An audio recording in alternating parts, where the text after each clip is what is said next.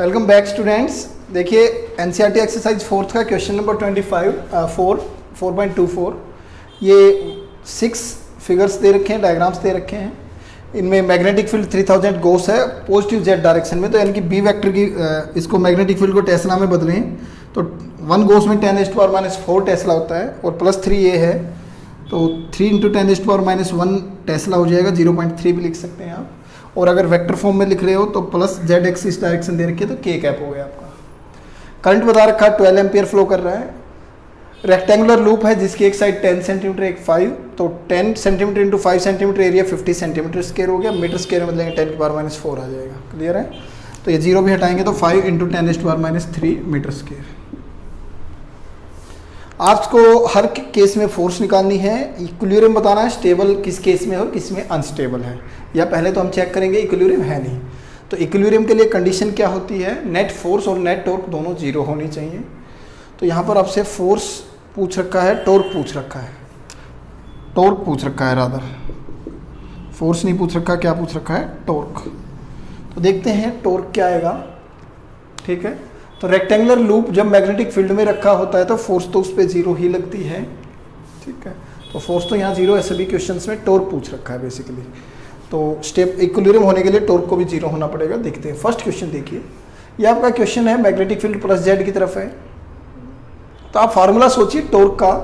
तो टॉर्क का अगर आपने फार्मूला याद किया तो mb cos थीटा या m vector cross b vector, तो नंबर ऑफ टर्न्स n, अगर एक ही टर्न है इस क्वेश्चन में टर्न है नहीं, तो i a vector cross b vector. तो इस तरीके से आपका हो सकता है। तो आप एरिया वेक्टर पता कर लें, करंट आपको पता है, फील्ड पता है, आप क्रॉस प्रोडक्ट से क्वेश्चन सोल्व कर सकते हैं। तो फर्स्ट क्वेश्चन में देखिए एरिया वेक्टर अगर आप यहाँ देखें तो एरिया का मैग्नीट्यूड तो 50 × 10⁻⁴ यानी कि 5 × 10⁻³ आप निकाल चुके हैं। वेक्टर होता है मैग्नीट्यूड इनटू यूनिट वेक्टर। तो अब आप देखिए राइट हैंड थंब रूल लगाएंगे हम, क्रॉस प्रोडक्ट से आता है बेसिकली। तो ये एंटी क्लॉकवाइज जा रहा है तो आउटवर्ड हो गया। क्या हो गया? आउटवर्ड। देखिए पहले इधर करा फिर ऊपर गया, आउटवर्ड प्लस के कैप। नहीं तो आपके लिए लेंथ है और ये ब्रेड्थ है, तो L vector cross B vector सोचेंगे डायरेक्शन के लिए, तो ये प्लस वाई मतलब जे कैप और मैग्नेटिक फील्ड के cap. J cross K is I cap, तो के कैप लिख दिया मैंने। Sorry, third axis Y Z plane था, उसके परपेंडिकुलर प्लेन क्या हो गया? Outward positive perpendicular I cap. तो आप यहां देखिए फर्स्ट पार्ट का जो सॉल्यूशन होगा वहां पर current is 12 ampere, area vector 5 × 10⁻³ I cap, field is 3 × 10⁻⁻1 के कैप। तो बेसिकली आई क्रॉस के निकालना है। मैग्नीट्यूड तो हम सोल्व कर ही सकते हैं। 12 × 5 60 × 3 180, तो 180 तो यहाँ से आ गया। 10⁻³ - 1 10⁻⁴ आई क्रॉस के, तो आप अपना बना लें क्लॉक रूल आई जे के। आई क्रॉस के आपको एंटी क्लॉकवाइज जाना पड़ रहा है तो माइनस जे कैप। तो ये तो मैग्नीट्यूड हो जाएगा जी इतने newton metre torque unit. Decimal के बाद यहाँ डिजिट लगाते हैं, 2 हटा रहे हो तो 10⁻⁻², तो ये आ गया 1.8 × 10⁻⁴ न्यूटन और डायरेक्शन है माइनस जे कैप। तो अब अलग अलग लिख दें। Magnitude of torque is this, direction is towards negative Y axis, towards negative Y axis. Clear है? तो टॉर्क यहाँ 0 नहीं है तो इक्विलिब्रियम का क्वेश्चन ही नहीं उठा, यहाँ कोई क्वेश्चन नहीं है। सेकंड पार्ट में देखिए, अब सेकंड पार्ट भी आप देखिए तो बिल्कुल सेम है, बस वहाँ ये वाली साइड छोटी साइड थी मीन्स 5 रही होगी, और ये वाली जो जेड के लॉन्ग थी वो लॉन्ग थी 10 थी। इस बार ये 10 है और वो 5 है, लॉन्ग है, तो एरिया तो उतना ही आएगा। डायरेक्शन भी देखिए सेम है, तो एरिया वेक्टर मैग्नीट्यूड में भी सेम है और डायरेक्शन में भी सेम है, बाकी चीज़ें भी सेम है, तो आंसर यही रहेगा। सॉल्यूशन डिटो रहेगा जो फर्स्ट पार्ट का था। क्लियर है? तो वहाँ आपको ये रेक्टेंगल के साइज से समझना होगा। वहाँ रेक्टेंगल ऐसे छोटी करके लंबा दे रखा था, तो ये 5 सेंटीमीटर थी और ये क्या थी? 10। इस बार यहाँ लॉन्ग दे दिया 10 सेंटीमीटर और ये छोटा दे दिया 5 सेंटीमीटर। बट करंट के फ्लो की डायरेक्शन हमने ट्रेवर्स करने की डायरेक्शन या करंट के फ्लो की डायरेक्शन जो है वो वही एंटी क्लॉकवाइज है, तो आउटवर्ड आएगा। तो outward positive third axis Y और जेड के अलावा प्लस एक्स एक्सिस, तो एरिया वेक्टर का आई कैप ही आएगा। तो सेम सॉल्यूशन होगा, तो उम्मीद है ये कर लेंगे।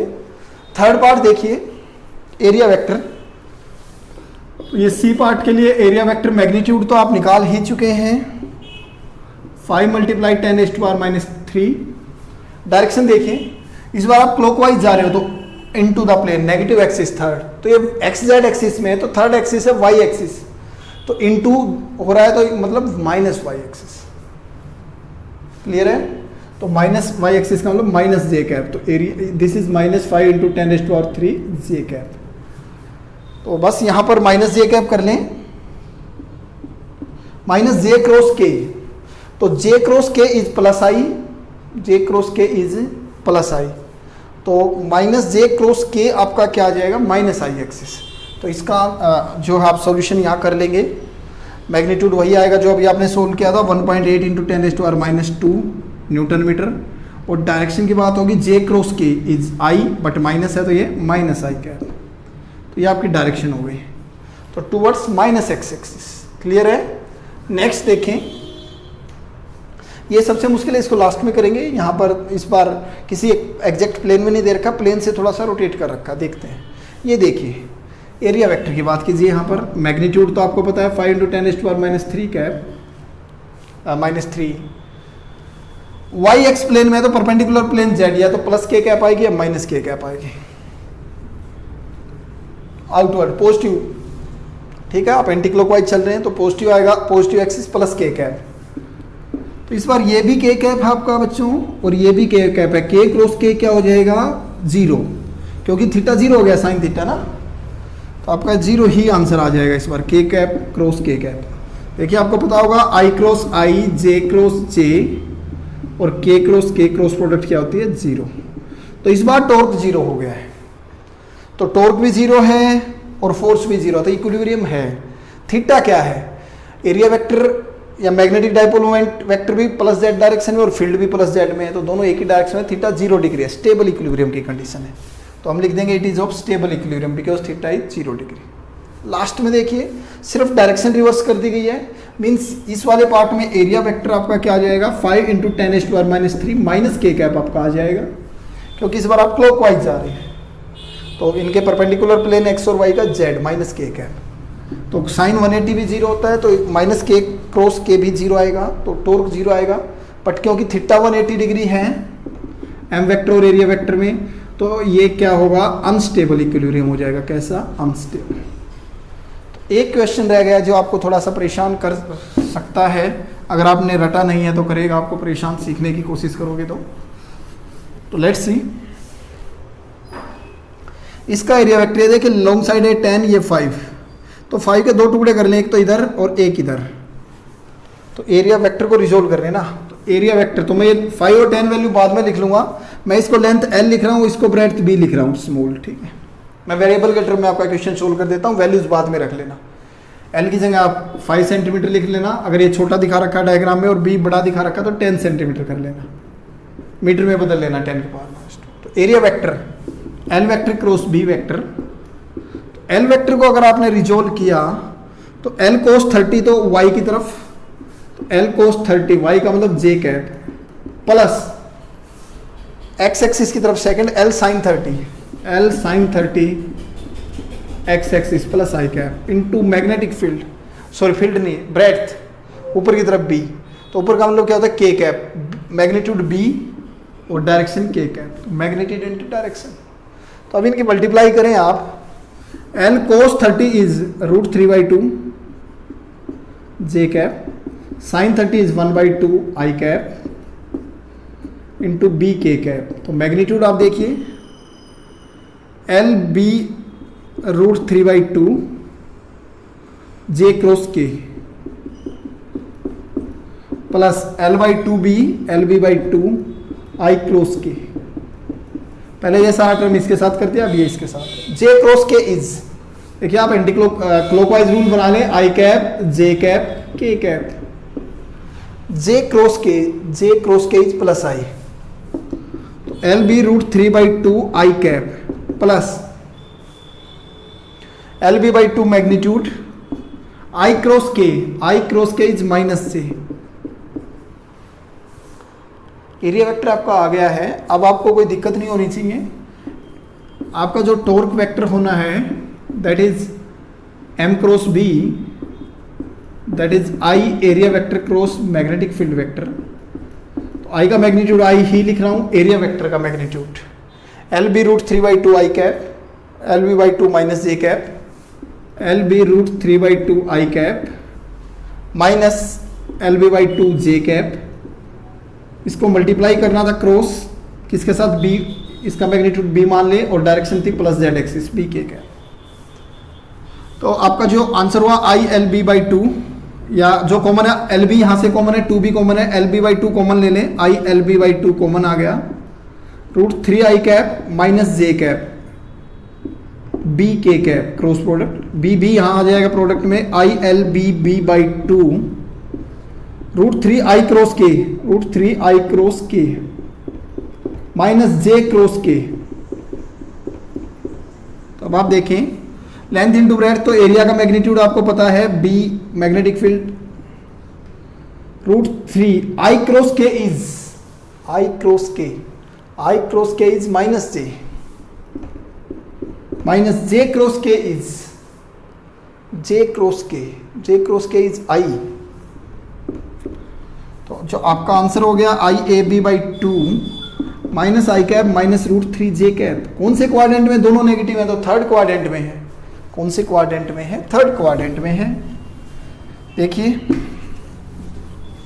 यहां पर आप मैग्नीट्यूड रख दीजिए, करंट का 12 था, मैग्नीट्यूड यहां बता देंगे, टॉर्क वेक्टर का जो मैग्नीट्यूड है वो क्या होगा, आई ए बी बाई 2 इंटू -1 का स्केयर प्लस माइनस रूट 3 का स्केयर अंडर द रूट 3 + 1 4, 4 का रूट 2, 2 से 2 कैंसिल आउट हो जाएगा, आई ए बी। तो करंट आपको पता था 12, एरिया 5 × 10⁻³ मैग्नेटिक फील्ड 3 × 10⁻⁻1। तो वही आ जाएगा जो आप निकालते रहे हैं 1.8 × 10⁻² न्यूटन मीटर। तो मैग्नीट्यूड तो काफ़ी सीधा भी निकल जाता। मैं ये जो सारी मेहनत कर रहा हूँ इतने वेक्टर्स में लिखने के लिए और डायरेक्शन के लिए कर रहा हूँ। मैग्नीट्यूड तो मैं आपको शॉर्ट में बता दूंगा, मुझे कोई दिक्कत नहीं है, मैग्नीट्यूड मैं बता दूंगा आपको, मैग्नीट्यूड में प्रॉब्लम नहीं थी। ठीक है, प्रॉब्लम कहाँ पर है, प्रॉब्लम है एरिया वेक्टर निकालने में, टॉर्क वेक्टर की डायरेक्शन निकालने में। तो टॉर्क की डायरेक्शन, तो डायरेक्शन ऑफ टॉर्क वेक्टर, तो tangent beta is equal to torque Y component by torque X component with X axis. तो जिस एक्सिस के साथ निकालते हैं वो नीचे कंपोनेंट, उसका परपेंडिकुलर ऊपर, वाई के साथ निकलते हैं tau x by tau y. तो tangent beta is equal to tau y क्या आया आपका, वाई कंपोनेंट माइनस रूट 3 -1। आप ये कहेंगे ए नहीं लिखा है तो कॉमन था, कैंसिल आउट हो जाता ऊपर से।